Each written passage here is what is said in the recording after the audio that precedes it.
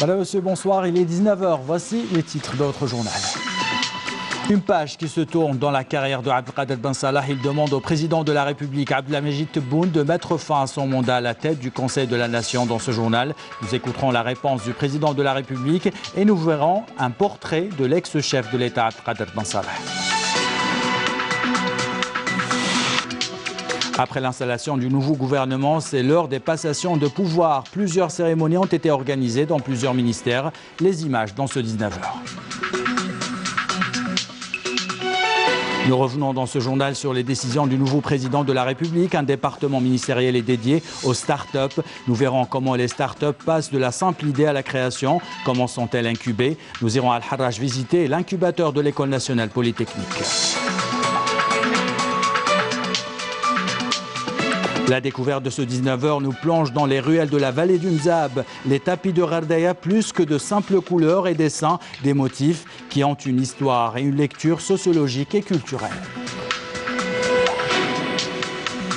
Voilà pour les titres. Bienvenue à tous. Nous entamons ce journal par la lettre de l'ex-chef d'État, Abdelkader Ben Salah, au président de la République, Abdelmajid Tebboune. Une lettre l'informant de sa volonté de mettre fin à son mandat à la tête du Conseil de la Nation, selon un communiqué de la présidence de la République.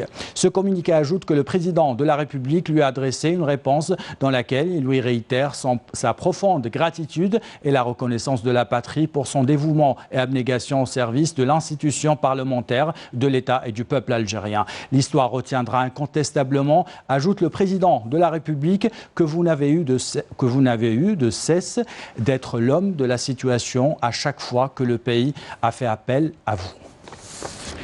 Le président de la République, Abdelmajid Tebboune, avait décerné la médaille de l'Ordre du Mérite national au rang de Sadr au chef de l'État, Abdelkader Ben Salah, pour les efforts qu'il a déployés durant toute la période de sa présidence. لأجزل الشكر للسيد عبد القادر بن صالح على تفانيه بإخلاص منذ أن أبى إلا أن يتحمل بشرف كبير مسؤولية رئاسة الدولة بثقلها في هذا الظرف الدقيق من تاريخ أمتنا.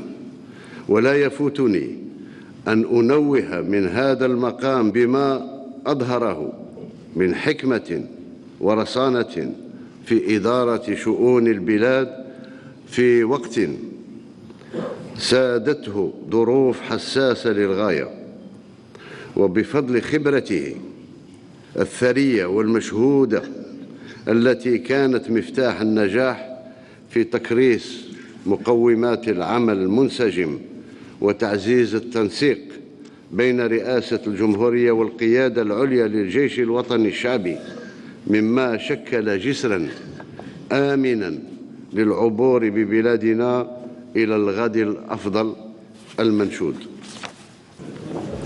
إنه لمن دواعي السرور لدي أن أعلن أمامكم اليوم أنني قد قررت إسداء وسام من صدر السيد عبد القادر بن صالح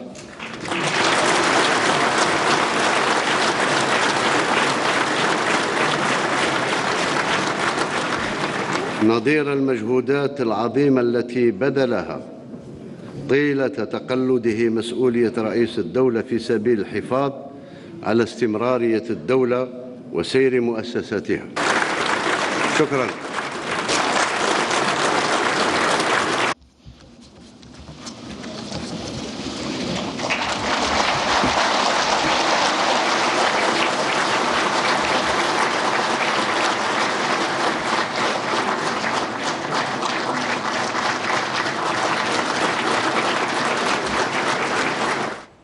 Et nous revenons dans ce journal sur le parcours de l'homme d'État Abdelkader Ben Salah. Le chef d'État sortant avait assuré une période de transition difficile et délicate. Abdelkader Ben Salah était auparavant le deuxième homme de l'État en présidant la Chambre haute du Parlement. Ancien ambassadeur, il avait occupé également plusieurs hautes fonctions. Son portrait dressé ce soir par Naïma Chekchek. Lorsqu'au premier jour de son investiture, le 19 décembre dernier, le nouveau président de la République, Abdelmajid Tebboune, décora l'autre homme d'État, Abdelkader Ben Salah, de la médaille de mérite au rang de Sadr, la plus haute distinction étatique, c'était en reconnaissance de tous les hauts services rendus au pays par Abdelkader Ben Salah, un commis de l'État qui a de tout temps montré ses preuves inébranlables, quels qu'étaient les épisodes traversés par l'Algérie, heureux ou durs. L'homme d'État, mais aussi l'homme politique, s'est voué jeune déjà aux multiples tâches qui l'ont concerné tout le long de son parcours, jusqu'à ce qu'il prie le nouveau chef de l'État de lui accorder le repos du guerrier. Cet infatigable, âgé aujourd'hui de 79 ans, a d'abord embrassé la diplomatie dans les années début 70. Le parcours se poursuivra ensuite sur pratiquement plusieurs fronts. Celui des médias, lorsqu'il sera à la direction du quotidien national Chab, avant d'investir le champ des autres institutions politiques de l'État. Présidence du Conseil national de transition jusqu'en 1997, président de l'Assemblée populaire nationale, président du Sénat jusqu'en mars 2019, lorsqu'il a conduit la tête de l'État comme le lui conférait la Constitution nationale en situation exceptionnelle. Une responsabilité qu'il a judicieusement menée malgré un état de santé qui lui a fait défaut.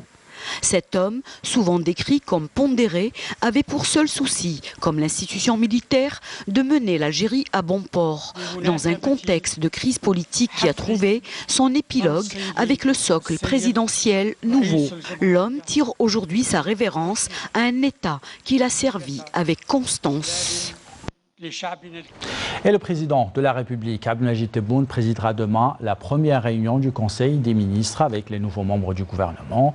Les nouveaux membres du gouvernement qui entameront leur action, leur plan d'action, lequel sera présenté au Conseil des ministres pour adoption avant sa présentation au Parlement.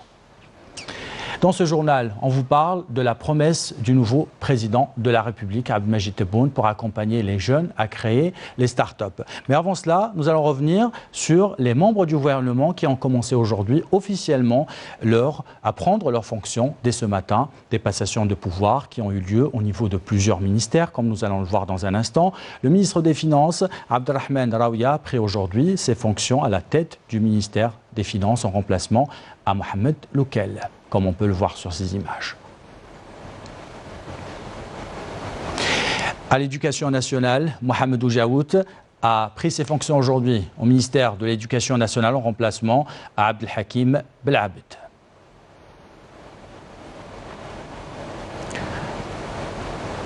Shamseddine Chitour a pris ses fonctions comme ministre de l'Enseignement supérieur et de la Recherche scientifique aujourd'hui au siège du ministère de l'Enseignement supérieur.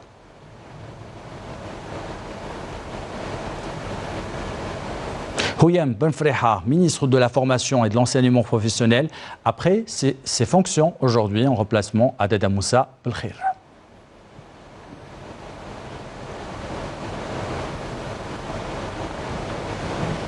Au siège du ministère de la Culture, Malika Bendouda a pris ses fonctions en tant que ministre de la Culture.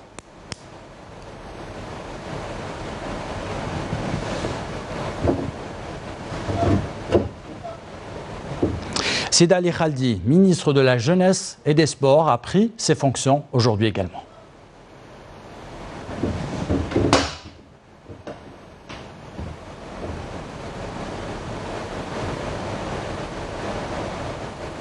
Brahim Boumzar, ministre de la Poste et des Télécommunications, a pris officiellement ses fonctions aujourd'hui.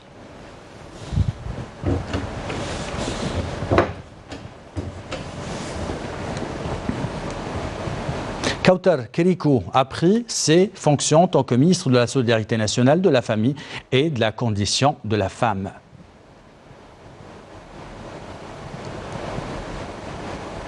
Farhat Aït Ali a pris ses fonctions en tant que ministre de l'Industrie et des Mines.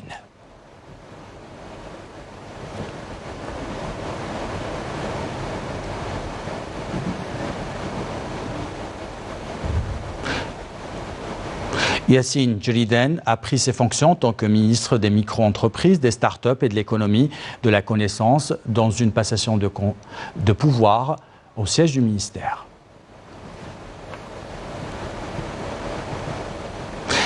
Sid Ahmed Ferroukhi, ministre de la Pêche et des Ressources halieutiques, a pris ses fonctions officiellement aujourd'hui au siège du ministère en présence des cadres du ministère de la Pêche et des Ressources halieutiques.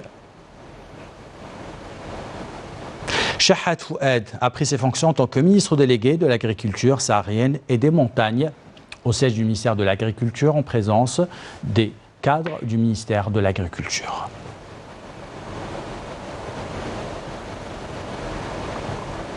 Kamel Nasri a pris officiellement ses fonctions en tant que ministre de l'Urbanisme, de l'Habitat, en remplacement à Kamel Beljoud, ce matin au siège du ministère de l'Habitat.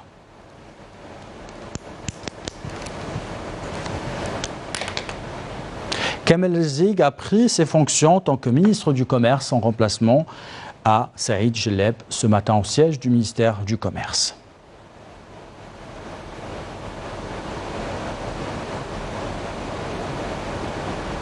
Dans une passation de pouvoir, Ammar Belhimer a pris ses fonctions en tant que ministre de la Communication et porte-parole du gouvernement, aujourd'hui au siège du ministère de la Communication.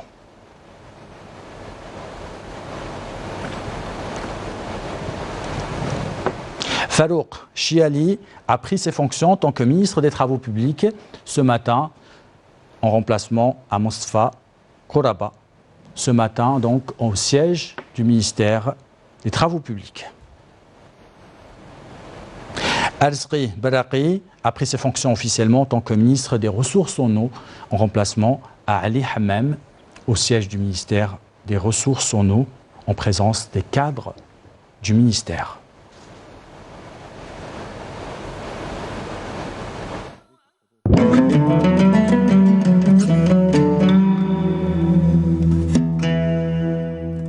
بسم الله الرحمن الرحيم إن الصلاة كانت على المؤمنين كتابا موقوتا صدق الله العظيم.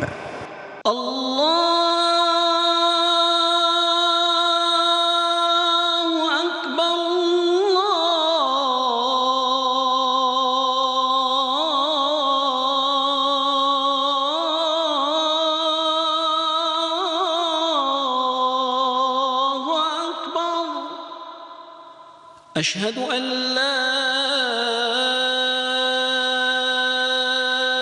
إله إلا الله أشهد أن لا إله إلا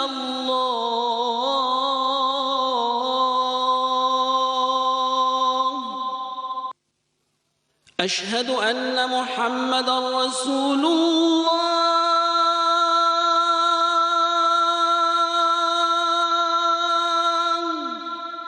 أشهد أن محمدًا رسول الله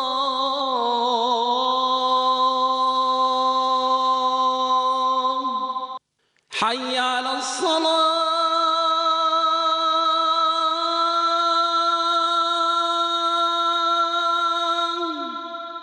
حي على الصلاة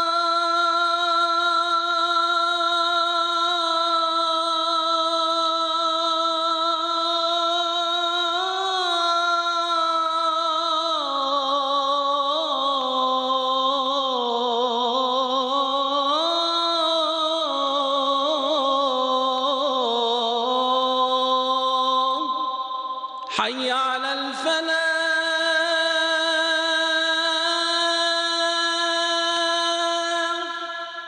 حي على الفلاح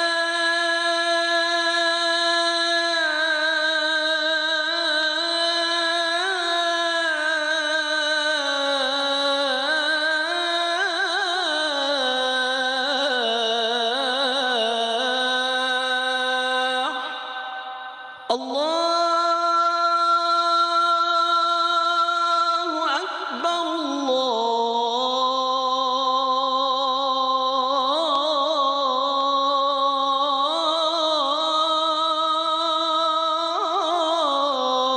الله أكبر لا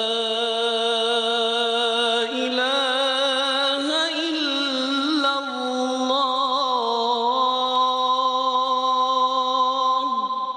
اللهم رب هذه الدعوة التامة والصلاة القائمة آت محمدا الوسيلة والفضيلة والدرجة الرفيعة وابعثه اللهم مقاما محمودا الذي وعدته. C'était l'appel à la prière de l'Aïcha pour Alger et ses environs. Taqabbalallahu salat al-jami'a. Dans ce journal, on vous parle de la promesse du nouveau président de la République, Abdelmajid Tebboune, d'accompagner les jeunes pour créer leur start-up. Un levier économique important qui a permis à plusieurs pays de créer des postes d'emploi et des richesses. Un département ministériel dédié aux start-up, un autre à l'économie du savoir ont été créés. Le point avec Mouna Nawal Hamoudi.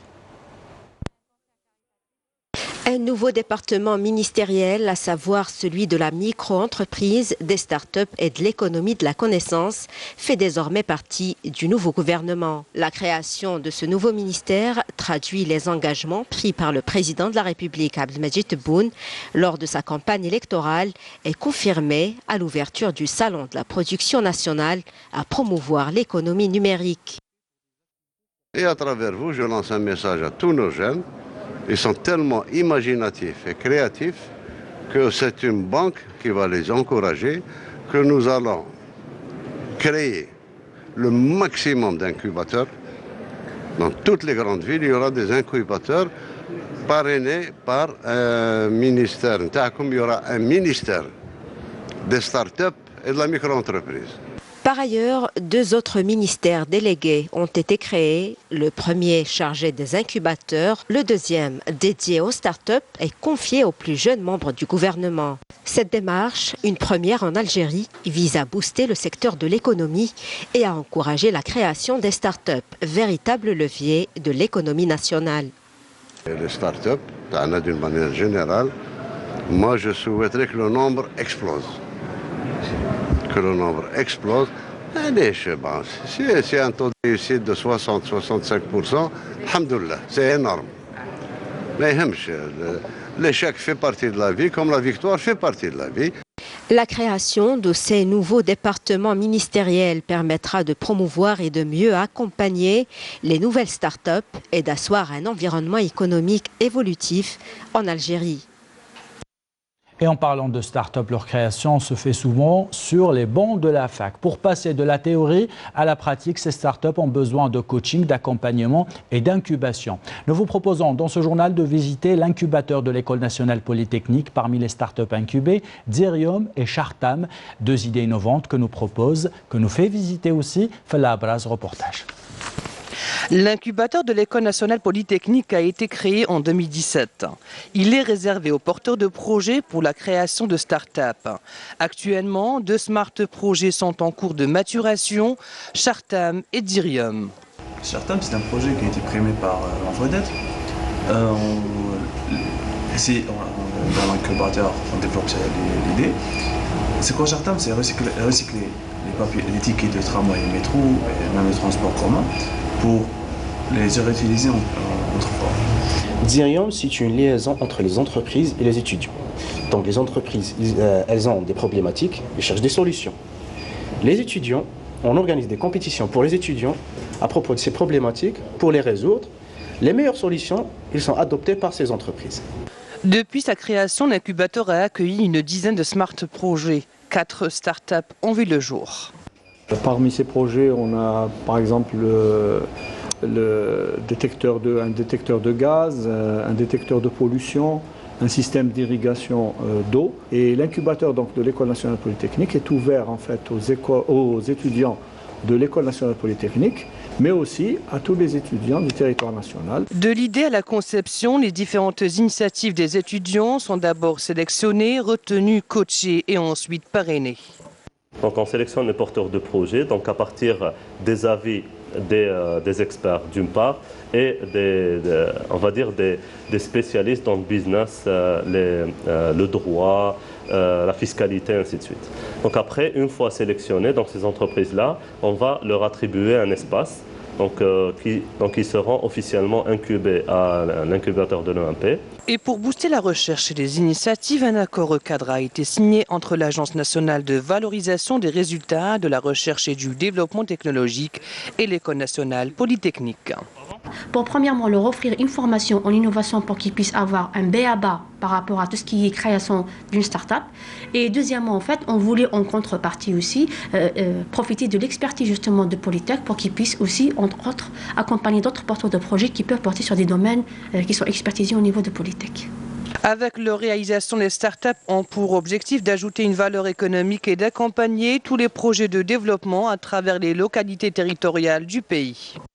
La caravane d'aide humanitaire est arrivée au poste frontalier Tinelcom. Plusieurs tonnes d'aide humanitaire ont été remises aux autorités libyennes par les autorités algériennes. Elles seront distribuées aux populations des zones frontalières. Ce communiqué maintenant du ministère de la Défense nationale dans le cadre de la lutte contre la contrebande et la criminalité organisée et dans la dynamique des opérations visant à endiguer la propagation du fléau de la drogue dans notre pays. Un détachement combiné de l'armée nationale populaire a saisi à Ghardaya une grande quantité de kif traités qui s'élève à 500 kg. D'autres détachements en coordination avec des éléments de la gendarmerie nationale ont saisi 136 kg de la même substance à Marnia et El Oued. Dans le même contexte, des éléments de la gendarmerie nationale ont appréhendé à Médéa 9 narcotrafiquants et saisi 6037 comprimés psychotropes, 3 véhicules touristiques et une somme d'argent qui s'élève à 70 millions de centimes, alors que des détachements de l'armée nationale populaire ont saisi lors d'opérations distinctes menées à Janet, Tamanrasset, Bojbajil Mortar, 3 véhicules tout-terrain, 13 groupes électrogènes, 8 marteaux-piqueurs, 5 broyeurs de pierre, 5 appareils de forage, enfin des éléments de garde-côte et de la gendarmerie nationale ont mis en échec des tentatives d'immigration clandestine de 151 personnes à Oran, Taraf, Chlef, Tipaza, tandis que 21 immigrants clandestins de différentes nationalités ont été interceptés à Tindouf et à Janet. Fin de ce communiqué du ministère de la Défense nationale. On reste en Algérie, on vous fait découvrir l'association Al-Amal. L'association Al-Amal qui innove avec des idées justement pour attirer plus de monde. Elle a organisé cet après-midi à Alger un concert combiné à un vide-grenier pour sensibiliser les Algérois aux causes des trisomiques. Raouf Hamouche était sur place, regardez. Il y avait foule cet après-midi au concert caritatif Vide-Grenier organisé par l'association Al-Amal. C'est dans cette ambiance bon enfant, sous les rythmes des sonorités algériennes, que l'association Al-Amal fait passer son message. هي حملة تاع خريف كومبان ديفير درنا كونسير كاريتاتيف وين طلبنا للناس اللي يجوا يحضروا لهنايا يجيبوا معاهم دي دون ناتور يعني هبات معنويه حوايج صبابط دو غافيتايمون باش نعاونوا العائلات اللي عندهم اطفال ذوي احتياجات خاصه وتكون معوزه. Une action à travers laquelle l'association Al-Amal vient en aide aux enfants comme aux adolescents qui souffrent de trisomie et d'autisme. Optez pour des activités sportives. On adore venir ici, nous et les enfants. Nous, les parents, on déstresse ici. Donc on est là, on peut déstresser avec la nature. Regardez ces verts, il y a la forêt et tout, il y a les animaux, il y a une basse-cour. Et les enfants, ils sont eux-mêmes. On ne leur dit pas que vous êtes malade, on ne leur dit pas que vous êtes différent, on ne leur dit pas que vous êtes audiste, vous êtes des malades mentaux. Non, les enfants sont là parce que l'association est pour eux. مساء عليكم ظل نور ميسا جبت سيزيام 5.25 نكون في تكوين مهني نتعلموا الطين نتعلموا الالوان الاساسيه تاعنا نعرفوهم وندير الحفله دير حاله وتجي يغنوا نحموا بزاف مو بلا ستار même في الكلان même les Kurdes. Les participants étaient nombreux. Certains ont préféré s'exprimer à travers le dessin, d'autres ont opté pour des activités sportives. Belle initiative. La découverte de ce journal nous conduit vers la capitale du Mza. Visiter le souk de la ville, c'est comme ouvrir un livre d'histoire. Notre reporter Naïm Chekchek s'est intéressé au tapis de Ghardaya, ses motifs, ses couleurs et ses lectures socio-culturelles. Reportage. De ma laine, fille, apprends mon métier, mon seul savoir allégué, mon testament, ma mémoire pour l'éternité, dit le poète. Une mémoire qui se taille une place centrale dans le souk de Ghardaya où le tapis, orgueilleusement montré au regard, à traverser les temps pour raconter, à travers les tissages, toute l'histoire d'un patrimoine qui se ferait d'ailleurs une bonne place au musée des arts traditionnels d'Alger ou même dans les musées étrangers. Après avoir soigneusement exposé au jour ces tapis confectionnés par des mains savantes, Ahmed nous fait monter à l'étage de sa boutique pour nous révéler le trésor qui se cache dedans. Une orgie de tissage qui se décline comme une multitude de livres ouverts à lire avec attention.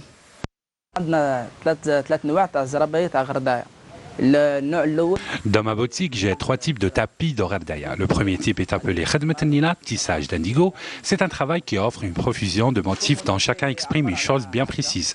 Le second modèle est appelé le motif ressemblant presque au premier. Puis le troisième, c'est le travail de point noué. Chaque motif sur le tapis a une signification symbolique, comme ici le symbole qui signifie la table ou la meida qui réunit la famille autour du repas. Là, un symbole qui signifie à la fois le peigne à tissage et les 7 qsour d'Orerdaya. Nous avons ici el mathred, l'assiette du repas qui réunit la famille, et là nous avons le bracelet de cheville qui porte la femme. وفيها 7 قصور تاع غردايه وعندنا هنا المتر الثاني المتر هو الطبسي اللي ياكلوا فيه الطعام اللي يلم العائله وعندنا الخلخال هذا. Cette femme gardienne de la tradition qui fait du travail de la laine la bénédiction qui pleuvra sur le foyer familial.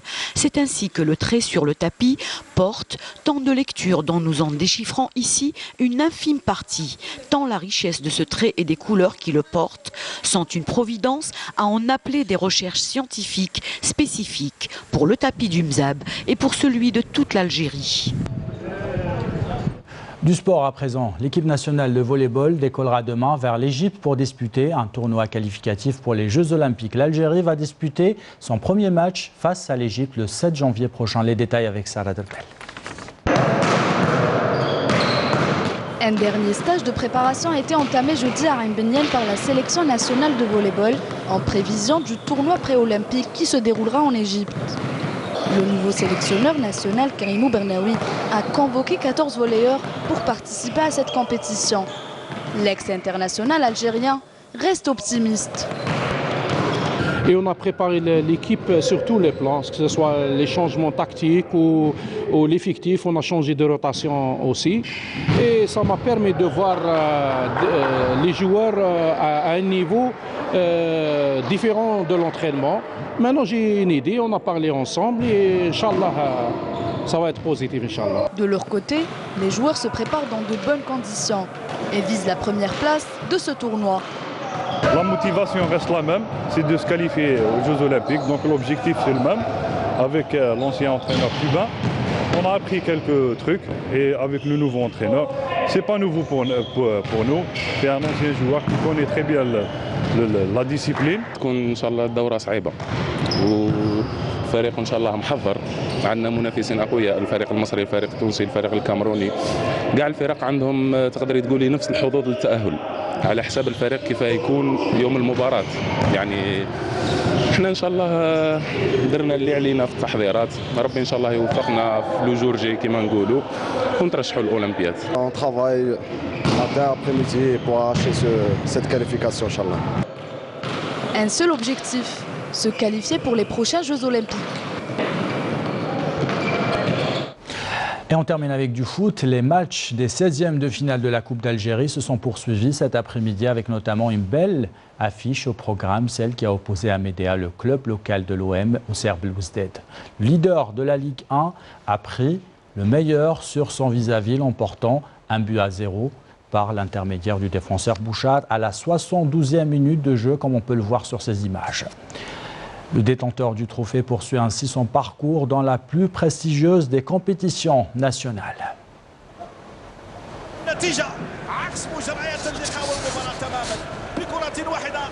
Voici à présent les résultats des matchs de ces 16e de finale. Amel Boussaada 2, Chebeb Zawiya 0, Espérance de Guelma 2, Mouloudia de Batna 1, Hilaj Romleïd 1, Entente de Sétif 5 et enfin Cap Bojbarij 1, l'AS Khroub 0. C'était la dernière information dans ce journal. Avant de nous quitter, voici le rappel des titres. Une page qui se tourne dans la carrière de Abdelkader Ben Salah. Il demande au président de la République de mettre fin à son mandat à la tête du Conseil de la Nation. Dans ce journal, nous avons écouté la réponse du président de la République et nous avons vu un portrait de l'ex-chef d'État Abdelkader Ben Salah. Après l'installation du nouveau gouvernement, c'est l'heure des passations des pouvoirs. Plusieurs cérémonies ont été organisées dans plusieurs ministères. Nous avons suivi les images dans ce 19h. Dans ce journal, nous avons vu les décisions du président de la République, un département ministériel dédié aux start-up. Nous avons vu également les start-up, comment elles passent de la simple idée à la création, comment sont-elles incubées. Nous sommes allés à l'École nationale polytechnique visiter un incubateur. La découverte de ce 19h nous a plongé dans les ruelles de la vallée du Mzab, des tapis de Ghardaya, plus que de simples couleurs et dessins, des motifs qui ont une histoire et une lecture sociologique et culturelle.